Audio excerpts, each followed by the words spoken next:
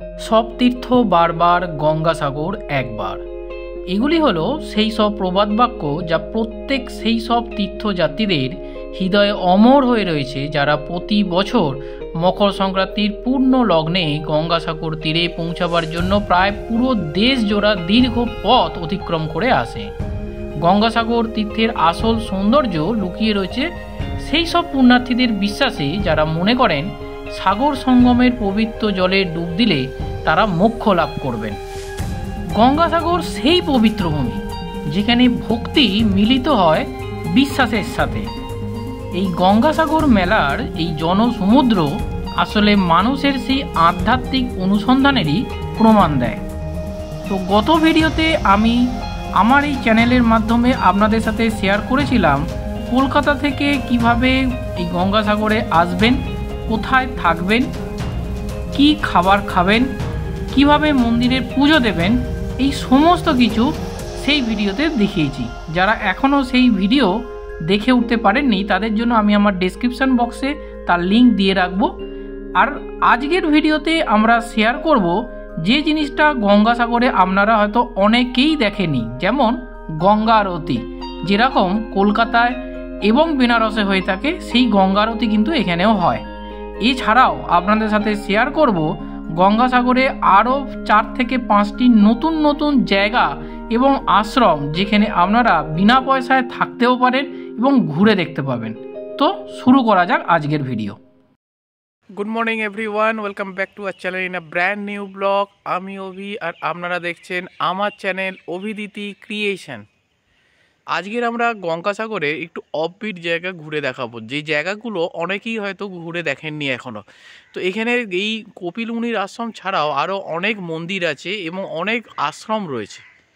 এবং সবচেয়ে বড় কথা, এখানে সকালে যে গুড় অর্থাৎ যে খেজুরের রস, সেই সমস্ত কিছু এখানে পিওর জিনিস আমাদের সামনে তুলে ধরবো এক্সক্লুসিভ এই চ্যানেলের পক্ষ থেকে। তো চলুন ভিডিওটাকে শুরু করা যাক। তো সকাল সকাল আমাদের গেস্ট হাউস, যে ইউথ হোস্টেলে আমরা আছি, তার বাইরেটা ঠিক ছিল এইরকম সুন্দর একটা পরিবেশ, কুয়াশা মাখা, হালকা হালকা শীতের আমেজ। তাই আমরা বেরিয়ে পড়লাম মর্নিং ওয়াক করতে আর অরিজিনাল খেজুরের রসের সন্ধানে। তো বেশি দূর আমাদের যেতে হলো না, বাস স্ট্যান্ডের ঠিক সামনেই এরকম 2-3খানা দোকান রয়েছে। অ্যাকচুয়ালি এটা ওনাদের বাড়ি, সেই বাড়িতেই ওনারা খেজুরের যে রস সেটাকে এখানে ফুটিয়ে এনারা খেজুরের গুড় তৈরি করেন। তো ভোরবেলা আপনারা যারা খাবেন এই খেজুরের রসটা দেখুন, একদম পিওর খেজুরের রস, একটু হালকা রেডিশ কালার রয়েছে, বেশ সুন্দর খেতে ছিল। এই যে 1 গ্লাস দেখলেন, এই 1 গ্লাসের দাম হচ্ছে 10 টাকা করে। তো এটা কিন্তু আপনাকে আগের দিন সন্ধেবেলায় বলে রাখতে হবে, তাহলে এনারা রেখে দেবে আপনার জন্য। না হলে এটা মোটামুটি 1 ঘন্টার মধ্যেই শেষ হয়ে যায়, কারণ এর ডিমান্ড এত বেশি ছিল। তো মোটামুটি ভালো ঠান্ডা, খুব সুন্দর এনজয় করছিলাম, দুর্দান্ত টেস্ট। তো আপনারা যারা খেজুরের রস এর আগে খেয়েছেন তাদের এক্সপিরিয়েন্স কীরকম অবশ্যই আমাকে কমেন্ট বক্সে কমেন্ট করে জানাবেন।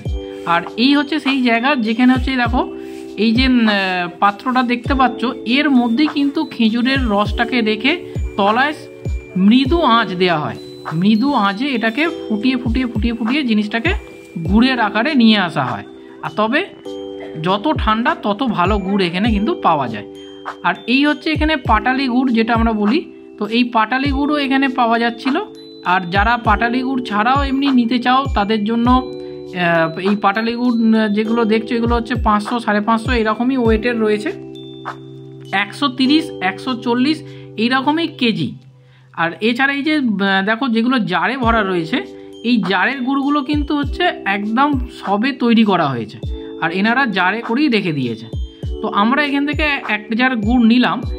ইনি নিলেন হচ্ছে এই গুড়টা হচ্ছে 100 টাকা কেজি উইথ জার। জারের কিন্তু আলাদা কোনো পয়সা দিতে হয়নি।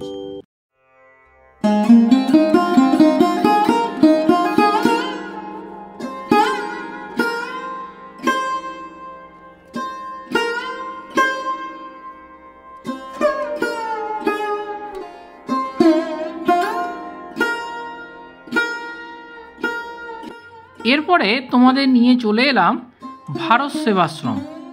গঙ্গাসাগরে যারা আসবে অবশ্যই ভারত সেবাশ্রমে একবার ঘুরে যাবে। এখানেও কিন্তু সন্ধ্যাবেলায় খুব সুন্দর একটা আরতি হয়, সেই আরতি অবশ্যই তোমরা দর্শন করবে। এই যে প্যান্ডেলটা তৈরি করা হচ্ছে এটা কিন্তু এই মেলার উদ্দেশ্যেই, প্রচুর দর্শনার্থী এখানে আসে, তাদের অ্যাকোমোডেট করার জন্যই হচ্ছে এই থাকার জায়গা। মানে ভারত সেবাশ্রমে তোমরা থাকতেও পারো, এই ভারত সেবাশ্রমে থাকার জন্য তোমাদের এখানে এসে বুকিং করতে হবে, অথবা কলকাতা বালিগঞ্জে ভারত সেবাশ্রমের যে আশ্রম রয়েছে সেখান থেকেও তোমরা বুকিং করে এখানে আসতে পারো। আলাদা করে কোনো অ্যামাউন্ট এনারা চার্জ করেন না। আধার কার্ড অবশ্যই অরিজিনাল তোমাদের সাথে আনতে হবে, আর তোমরা খুশি হয়ে যে টাকাটা এনাদের দেবে সেটাই এরা নেবে। সেটা 200 হতে পারে, 300 হতে পারে, যার যেমন সামর্থ্য সেই টাকাই তোমরা এখানে দেবে, তাতেই তোমরা থাকতে হবে। কিন্তু যদি মেলার সময় তোমরা আসো অবশ্যই আগে থেকে কলকাতা থেকে ঘর বুকিং করে তবেই যেও, এটা আমার সাজেশান। আর এই হচ্ছে এই ভারত সেবাশ্রমের মূল মন্দির, যেখানে প্রত্যেক দিন দিনে 4 বার করে আরতি হয়। তো মন্দিরের ভেতরে আমি তোমাদের নিয়ে যাব। খুব সুন্দর পরিবেশ, শান্ত পরিবেশ, নিরিবিলি, খুব ভালো লাগবে। এই ভারত সেবাশ্রম সংঘ হলো ভারতের একটি বিস্তর হিন্দু দাতব্য বেসরকারি সংগঠন। এটি আচার্য শ্রীমৎ স্বামী প্রণবানন্দজি মহারাজ তারা 1917 সালে প্রতিষ্ঠিত হয়েছিল। সংঘের ভারতে এবং যুক্তরাজ্যে, মার্কিন যুক্তরাষ্ট্র, Guyana, Trinidad Tobago, Canada, Fiji এবং বাংলাদেশসহ প্রায় 100 আশ্রম রয়েছে। এটি আফ্রিকার দেশগুলিতে, মালয়েশিয়া এবং ইন্দোনেশিয়াতেও বেশ কিছু মিশন শুরু করেছে। সংঘের সন্ন্যাসীরা সিরিয়া ও লেবাননে জাতিসংঘের প্রতিনিধিদের সাথে যুক্ত হয়েছেন। মূলত সামাজিক কাজকর্ম, দরিদ্রদের সাহায্য করা, দুস্থ ও চাহিদা সম্পন্নদের স্বাস্থ্য সামগ্রী পৌঁছে দেওয়া ইত্যাদি কাজের জন্য এরা স্বীকৃত। এই সংঘের প্রধান কার্যালয় কলকাতার বালিগঞ্জে রয়েছে। আর্ত মানবের কল্যাণ সাধনের জন্যই আচার্য স্বামী প্রণবানন্দজি মহারাজের আবির্ভাব হয়েছিল, আর এই উদ্দেশ্যেই তার মূল সাধনা ও সিদ্ধি লাভ। তিনি বলতেন, এ যুগ মহাজাগরণের যুগ, এ যুগ মহামিলনের যুগ, মহা সমন্বয়ের যুগ, এই যুগ মহামুক্তির যুগ। ধর্মের ভিত্তিতে জাতি গঠন, বিভিন্ন শ্রেণীর হিন্দু জনসাধারণের মধ্যে একা সংখ্যমিলন ও সহযোগিতা স্থাপন চলা তার মূল উদ্দেশ্য ছিল। মানুষকে হিন্দু ধর্ম, রাজনীতি, শিক্ষা, সাধনা ও আচরণ সম্পর্কে সজাগ সচেতন রাখাই ছিল তার মূল মন্ত্র। তো এই ছিল হচ্ছে ভারত সেবাশ্রমের ভেতরের কারুকার্য, অপূর্ব সুন্দর সব মন্দির।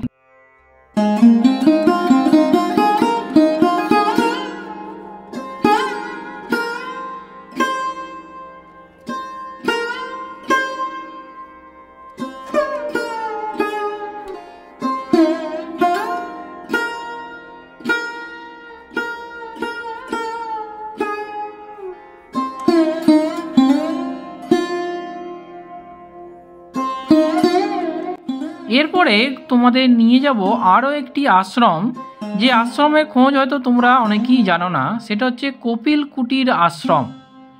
এই যে আশ্রমটা, এটা ঠিক বাস স্ট্যান্ড থেকে যে রাস্তাটা সমুদ্রের দিকে চলে গেছে সেখানেই তোমরা পেয়ে যাবে। আর এইখান থেকে স্ক্রিনশট নিয়ে নাও ফোন নাম্বারগুলো। এই আশ্রমে কিন্তু একটা সুন্দর একটা মন্দির রয়েছে, যেখানে প্রত্যেক দিন সন্ধ্যায় কিন্তু ভোগ প্রসাদ দেওয়া হয়। পুজোর পরে দুপুরেও ভোগ প্রসাদ তোমরা পেতে পারো। আর সবচেয়ে বড় কথা, এখানে কিন্তু তোমরা বিনা পয়সায় থাকতে পারো। হ্যাঁ, বিনা পয়সায় থাকতে পারো। তবে এটাও ভারত সেবাশ্রমের মতো, তোমরা এখানে কিছু দান করতে পারো, সেটা তোমাদের যেমন সামর্থ্য সেই অনুযায়ী দান করবে। আর এই হচ্ছে সেই মন্দির। কি সুন্দর মন্দির দেখুন, চূড়া বিশিষ্ট, রত্ন বিশিষ্ট মন্দির, যার মধ্যে একটিতে দেবাদিদেব মহাদেব বিরাজ করছেন এবং আরেকটিতে এখানকার যে গুরুজি তার ফটো, তার মূর্তি বানিয়ে এখানে রাখা হয়েছে। ওই যোগাসন দেখার পরেই আমরা চলে এসেছিলাম লক্ষ্মীনারায়ণ টেম্পল।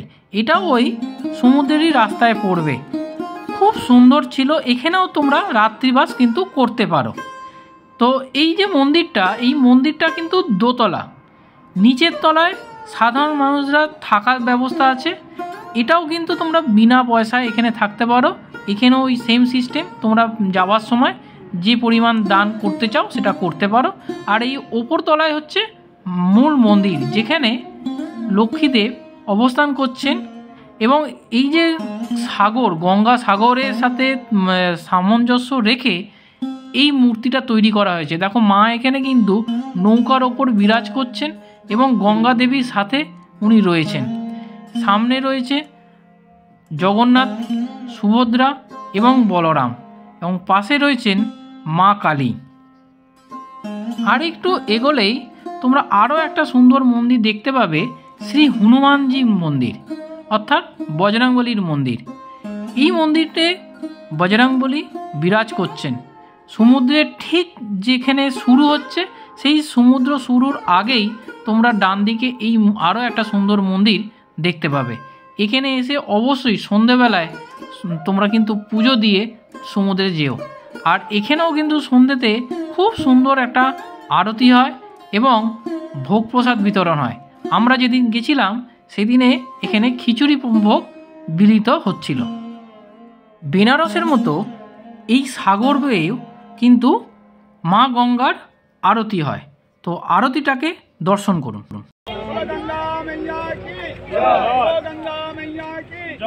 गंगा सागर धाम की जय, कपिल मुनि भगवान की जय, कपिल मुनि धाम की जय, गंगा सागर धाम की जय।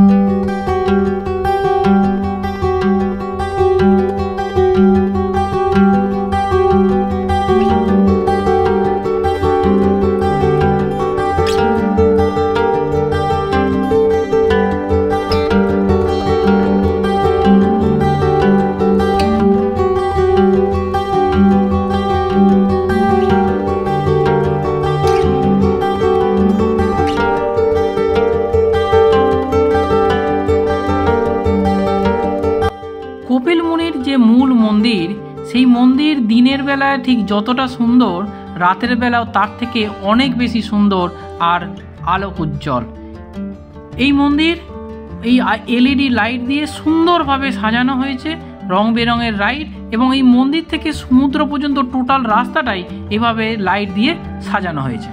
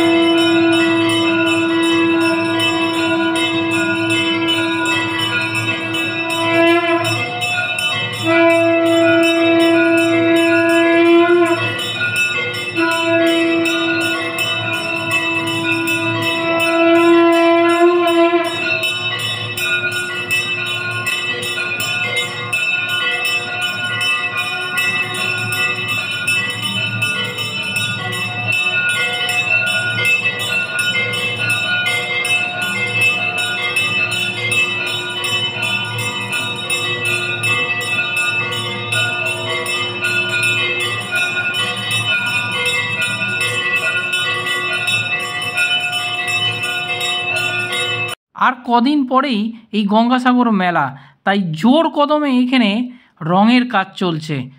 প্রচুর রাতেও অনেকে কাজ করছে।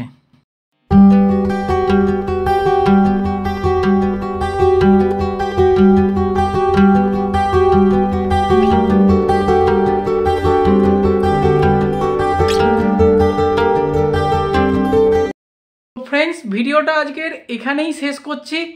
গঙ্গাসাগর তোমরা এর আগে হয়তো অনেকেই গেছো, গঙ্গাসাগর অনেক ভিডিও দেখেছো, কিন্তু এই অফবিট গঙ্গাসাগর তোমাদের কেমন লাগলো অবশ্যই কমেন্ট বক্সে কমেন্ট করে জানিও। ভালো লাগলে চ্যানেলটাকে সাবস্ক্রাইব করে আমাদের সাথে থেকো। তো আজকের মতো টাটা, খুব তাড়াতাড়ি নতুন ভিডিওতে তোমাদের সাথে দেখা হচ্ছে।